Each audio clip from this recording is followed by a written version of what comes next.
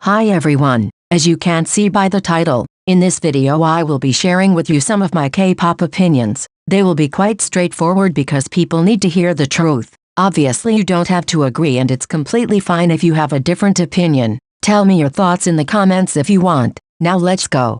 Shouting stance. Please stop with the real center discussion. Let me start off by saying that I really like shouting, and even if Chaeyeon is my bias, I do acknowledge that shouting has a natural center quality and she fits the center role incredibly well. But here's the thing, what's the point in saying she's the real center and the center spot was stolen from her when she literally does act like Kepler's center? Let's not lie, if you watched a Kepler music video without knowing the girls' rankings and positions you'd think shouting is the center, even if technically she is not. Not to mention there's no official center in Kepler at all. So why do some people have to constantly shade Chaeyeon and talk about who is the real center? Why does a stupid title matter so much if shouting is actually being treated as a center? I just don't get it. I feel like there's no need to be so bitter if her center quality is being highlighted so well. Can't we just be happy for the girls? Kepler's fandom is already awful enough and I genuinely feel like all this pettiness could be easily avoided if people focused on the positive aspects instead of always focusing on the negative ones.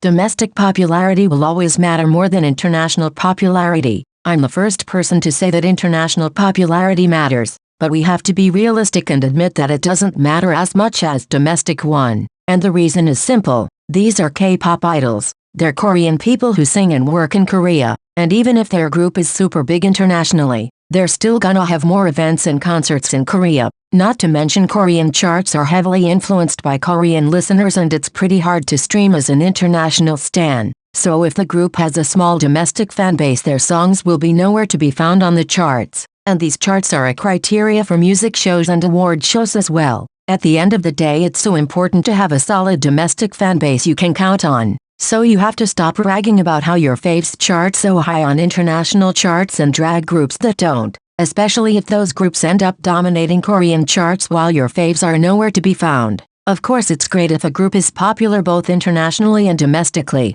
but I'm sure that if groups had to pick between domestic or international popularity they will pick domestic popularity any day. The ability to sing high notes makes you a better main vocalist. I already know what you're thinking. You may say that technique is what's really important and it's what determines who is a better singer, and you're 100% right. But I'm not really talking about technique here, so hear me out. We all know how much K-pop relies on high notes. It's almost mandatory for every song to have high notes. And in such an industry I just think that those who can't sing high notes are more suitable for the main vocal position. Just because K-pop is obsessed with high notes, they are considered super important, so you're more of a complete vocalist if you can sing them while another member cannot. Even if that member has an objectively better technique than you, they still cannot hit high notes. So you best believe the company will pick you as the main vocalist. I'm not saying this is the right choice, but it's just the way it is whether you like it or not.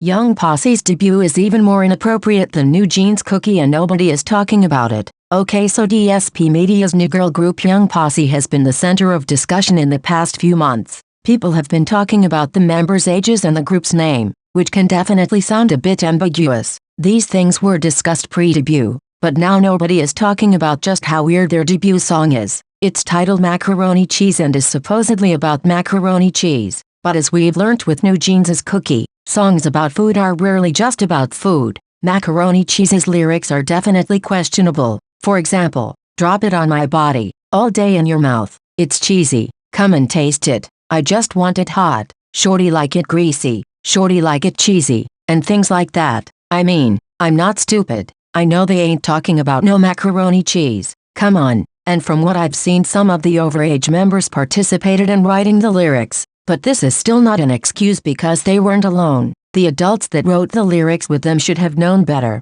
and even if the girls were 100% responsible of writing this, it's still not an excuse because even if it was written by the overage members there are still minors in this group, so whoever is in charge should have honestly done something. We know there's nothing we can do to stop minors from debuting altogether, but at least debut them with an age-appropriate concept for the love of God. Or are we just supposed to believe that New Jeans were talking about cookies and Young Posse about macaroni cheese? This is so uncomfortable and I hope more people are gonna talk about this.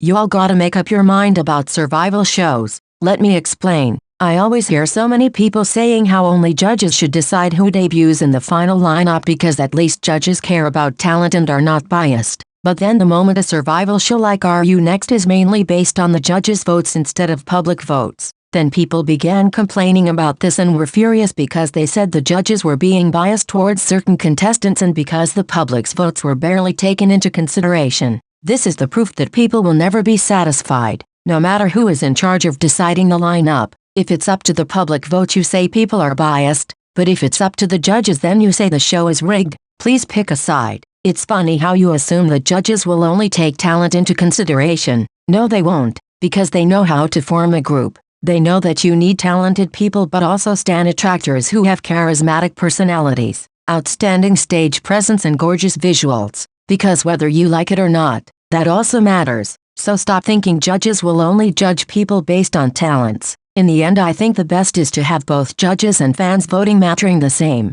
so that there can be a good balance between who people want to see debuting and who the judges think is more suited to debut. But at the end of the day I just know that people will still throw around rigging accusations either way, because that's what you always do when things don't go the way you want, and this is something that will never change. Some of you hate 4th Gen so much because you're bitter. The hate on 4th Gen has never really stopped, but it somehow feels like it got even worse as time went by and many 3rd Gen groups disbanded or became inactive. I'm tired of people constantly discrediting 4th Gen vocalists as if 4th Gen didn't have some incredible singers like NMIX's Lily, Weekly's Monday, Purple Kiss's vocal line, etc. There are some pretty good vocalists in this generation, but some of you are just totally biased against them. Same thing goes for the music. I don't get how some stans can say 4th Gen's music sucks. There are so many groups with so many different sounds and genres, and I cannot stand how some of you generalize everything and call it noise music. Not to mention noise music isn't even objectively bad. It all depends on your personal taste. And the world doesn't revolve around your personal taste. I swear some people are just biased against 4th Gen because their faves lost relevancy and are now inactive, just like 2nd Gen stans did when 3rd Gen started taking over.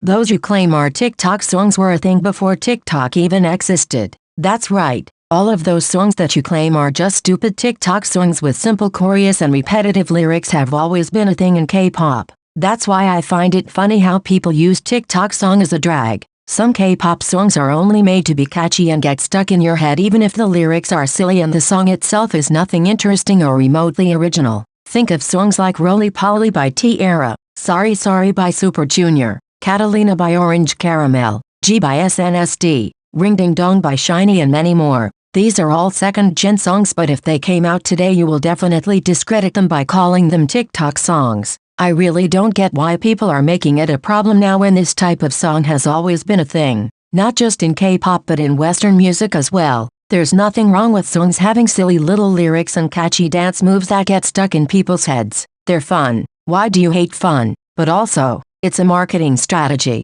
The catchier a song is, the more likely it is for people to not be able to stop thinking about it and end up streaming it and giving it a lot of attention. Nothing wrong with this type of song that has always existed. And nothing wrong with those songs that today you drag by calling them TikTok songs. It's not that serious. Not every song lyric needs to be super deep. And not every song needs to have a choreography that will make you break your back in half. Cute little dance moves are fine. Get over it.